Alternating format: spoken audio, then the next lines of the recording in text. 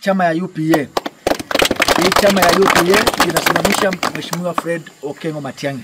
Tumeona wenzetu kutoka vyama vingine kama vile Jubilee ambaye pia inammezea mate huyu mgombea wetu, na tunasema ni asante kwa chama zote zile hapa nchini Kenya zinataka kusimamisha Mheshimiwa Fred Okengo Matiang'i. And we are saying we are going to extend an olive branch to every other party that wants to work with Fred Okengo Matiang'i because he's the future president. Hatuna doubts about it. All of us have agreed, whether you are in Northeastern or you are in Coast or you are in Central Kenya, all of us have agreed the savior of Kenya now is Fred Okengo Matiang'i. And therefore we are asking all like-minded parties starting from Jubilee that you come, we sit on the table and we'll be able to have coalition. Hakuna president wa 2027 alitusaidia hasa kwa maneno ya wizi wa ng'ombe. Bila alitoka saa hii hatulali.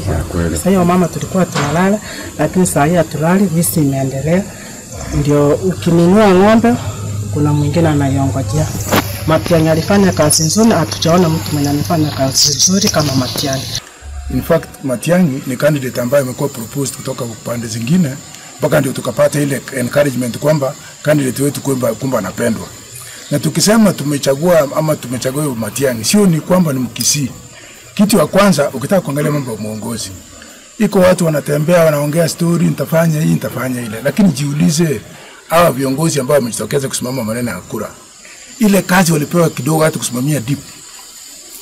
Walipewa kazi kidogo chairman ya kitu kidogo walifanya. To ensure that at the end of the day tutatoa huu uongozi mbaya wa Kasongo. Anasema atatengeneza chapati huko Nairobi, sijui chapati milioni 1. Hii itawezekana namna gani?